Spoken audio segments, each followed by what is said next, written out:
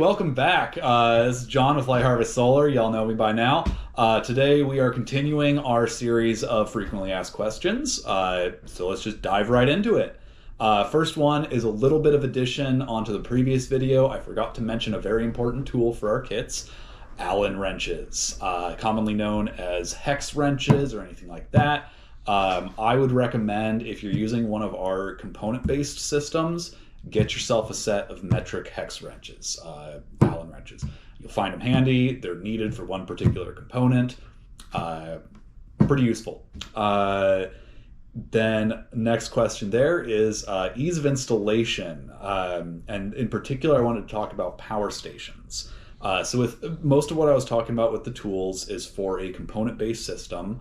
You have your charge controller, your DC-DC, you have all your components and you wire them together. You'll need a good number of tools for that. But if you're doing a power station, which is something we're increasingly offering more and more, you don't need most of these tools.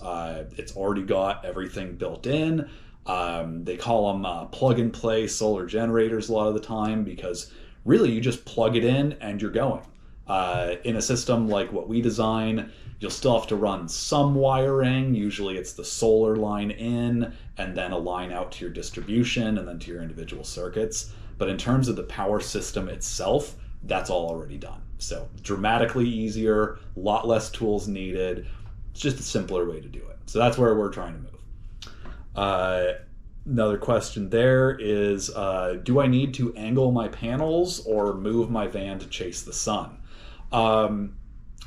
We typically say no, but you do get some benefit from it. And this is something that I've seen in my testing. If you take a solar panel flat and then you angle it more directly at the sun, you will see a noticeable increase in power. So it does sound attractive to say, you know, let me put a mount on my vehicle that lets me angle those panels. And you can do that. It just needs to be really, really well engineered. As I like to say, anything that moves now is going to move a lot more a few years down the road. So if you do choose to do that, make sure it's well engineered, you know, have a professional design it. If you can, you know, maybe find some way to make sure that you can't drive off with the panels angled up, because then they'll probably want to come off. We don't recommend that. But it is doable. You do see some benefit. It just typically is a bit more expensive and a bit more complicated. In terms of chasing the sun, you know, a solar panel is only as good as the sun that's hitting it. So if you are parking in the shade, even with a Solaria, you know, those high-end panels with good shade resistance, if you're in full shade, you're not going to be bringing in a lot of power. So to some extent, you will either have to move your vehicle so it's in the sun, or perhaps if you have some portable panels or a system designed to use those, you can put those in the sun, park in the shade, then you're good to go. Next question there, panel installation. How do I do it?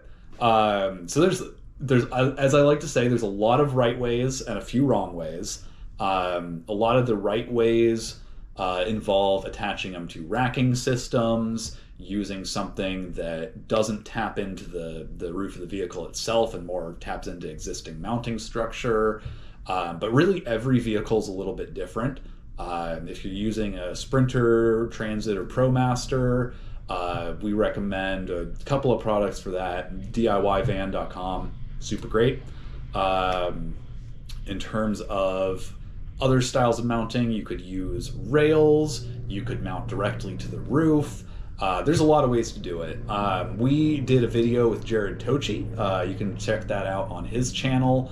If we have the ability to put a link below, we'll put a link below for you.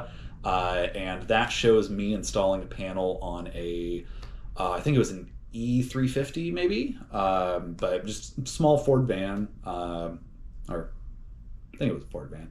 A small van, not a Sprinter, not a Transit, not a ProMaster, much smaller, much simpler. But that should give you some good ideas of, you know, here's how we do it, here's a couple of things we look out for, here's some of the stuff we try and avoid. Another good question there, this kind of ties in with the rest of the solar. How much solar do I need? That is kind of the core question really everybody's asking when they're doing these systems. And the easiest answer I have for you is power in versus power out. If you're using a certain amount of power, you need to be able to replenish that power. Or you need to have enough battery that you can get through the time you're using that power until you can replenish that power. What I strongly, strongly recommend, find out the wattages of your loads, find out the run times, make yourself a nice little spreadsheet. They call it a power audit.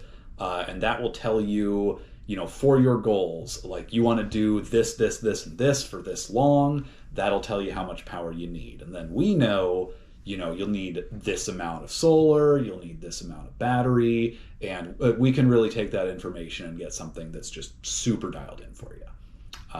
That's what I got for today. Thank you all for coming.